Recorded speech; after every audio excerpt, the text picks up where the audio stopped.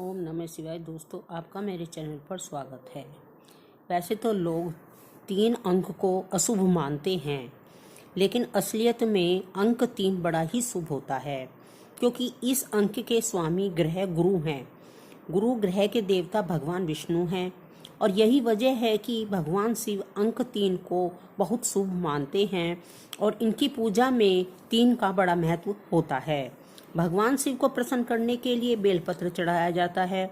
शिव को चढ़ाए जाने वाले बेलपत्र की संख्या 3 को ही बहुत शुभ माना जाता है, क्योंकि 3 पत्ते त्रिदेव के और त्रिलोक के प्रतीक होते हैं।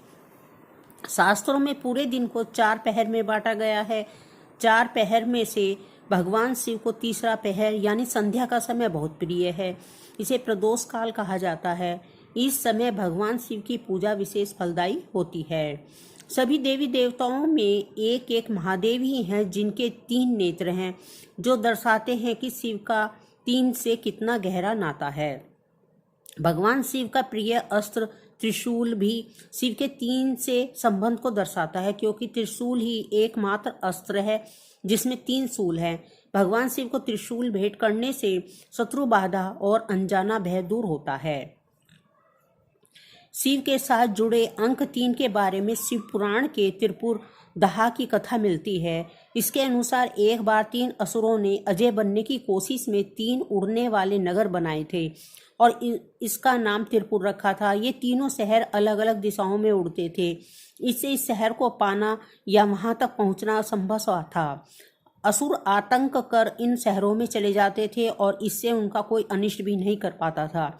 इन शहरों को नष्ट करने का बस एक ही रास्ता था कि तीनों को एक ही बाण से भेदा जाए। जब वे सीध में आ जाए, मानव ही नहीं देवता भी इन असुरों के आतंक से तंग आ चुके थे। देवता भगवान शिव की शरण में आए। तब शिवजी ने धरती को रथ बनाया और सूर्य चंद्रमा को उस रथ का पहिया बना दिया। साथ ही मदार पर्वत को धनुष और काल के सर्प आदि शेष की प्रत्यंचा चढ़ाई। स्वयं विष्णु जी बाण बने और सभी युगों तक इन नगरों का पीछा करते रहे। और एक दिन वह क्षण आया जब तीनों नगर एक सीध में आ गए। जैसे ही यह हुआ, शिव ने पलक झपकते ही बाण मारा और तीनों नगर तुरंत ही जलकर राख हो गए। फिर शिव ने उन पुरों की भस्म को अपने शरीर पर लगा लिया। इससे लिए शिव जी त्रिपुरारी कहलाए।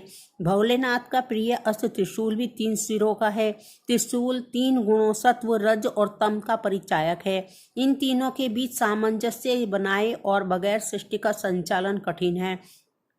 इसलिए शिव ने त्रिशूल रूप में इन तीनों गुणों को अपने हाथों में धारण किया। भगवान शिव के त्रिशूल के बारे में कहा जाता है कि यह त्रिदेवों यानी कि ब्रह्मा, विष्णु और महेश का सूचक है। इसे रचना, पालक और विनाश के रूप में देखा जाता है। इसे भूत, वर्तमान और भविष्य के साथ धरती, स्वर्ग तथा पाताल का भी सूचक माना जाता है। यह दैविक, दैहिक एवं भौतिक ये 3 दुख त्रिताप के रूप में जाना जाता है। शिव जी की दोनों आंखों के बीच में तीसरा नेत्र है, जो उनके कुपित होने पर ही खुलता है। इसके खुलने पर पृथ्वी के पापियों का नाश हो जाता है। यही नेत्र अंतर्दृष्टि और ज्ञान का प्रतीक भी है। इसी से शिव ने काम दहन किया था।